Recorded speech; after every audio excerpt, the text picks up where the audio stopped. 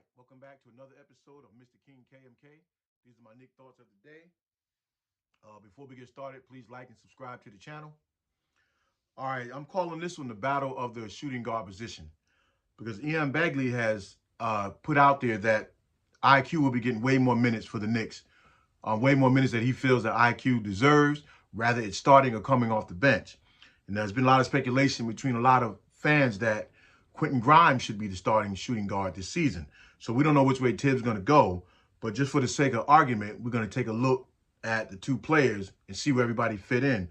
But at the same time, we have to consider that the Knicks also have R.J. Barrett, who I think is a legitimate shooting guard. We still have Evan Fournier.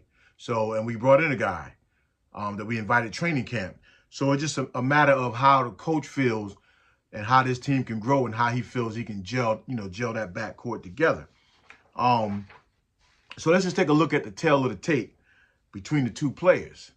And as it stands right now, let's look at shooting. Who will we get the nod to in shooting? I think Grimes is a pure shooter that he might be able to prove over time. IQ has proven that he can hit the shot, on a consistent basis. Although there was a point last year for a big spell where he couldn't find a shot. Shooting percentage, given the same minutes, if we had to look at that, because IQ have gotten way more minutes than Grimes through the course of the season. But shooting percentage, given the same amount of time, I probably would give that to IQ only because Grimes is more of a volume shooter. And when you're a volume shooter, your percentage will tend to go down. But again, neither one of those, you don't lose in either one of those scenarios. Driving to the basket, I would tend to give that to Grimes. IQ have proved that he's a proven scorer as a floater. And we've seen during the course of the summer, he's working on getting to the basket all the way. It looks good in the summer. But again, with defenses that are designed to stop you, I hesitate to see how he would fare in that matter. But again, I like what I have been seeing, so I would give driving to Grimes. Playmaking ability, that one is a toss-up because they're both pretty much scoring guards. Grimes have showed the past half of the season last year he can be a playmaker. I think his instincts is to score. Again, I think, IQ have shown. But I think Grimes also has the ability to be a playmaker if he was asked to do that. But I think they're both primarily scoring guards first. And then whatever you get after that is just a bonus. So I would call that one even. Defense, IQ has put a lot of effort into his defense and staying with his man. I think Grimes probably more understand the nuances of guarding players. So I give that one to Grimes. Experience, we have to give experience to IQ just based on all the minutes he's got in the past 2 years as a Knick. But if we go back to high school and college where Grimes would be an All-American, I think Grimes could handle the experience given a chance. He's proven that, leading up to his Knick career. Overall knowledge of the game, I think that one right now is even. We know that IQ have gotten, again, more minutes, but I think they both command a high IQ, of a basketball game. So to me, they're pretty much even players.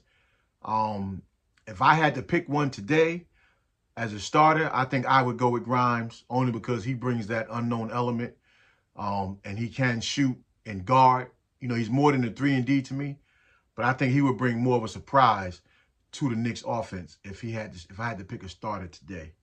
Now with that, said, they both have proven that they have had and they've proven that they can be 30-point scorer or can get 30 points in the game. So you don't lose in either scenario. Now the other interesting thing to me is that those prorated things that predict an NBA team's season record. Well, one of those analytical shows, they didn't say what the Knicks record would be, but this is interesting. The players they had for the Knicks on the court.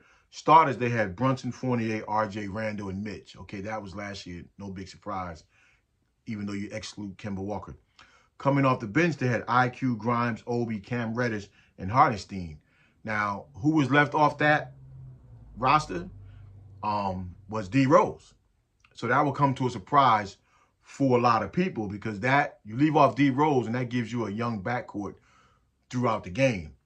And I think that the only way that that could probably work is to have freedom for the players from the coaching staff, and then also to have trust among the players. If you're gonna have a young backcourt throughout the game, then they gotta be able to use their creativity, and then the coaches have to give them that that trust, and that trust definitely has to come from the players. That I respect your position and you respect my position, to be able to make this work. Also, let me know what you think. Drop that in the comments, and please like, comment, and subscribe. Peace.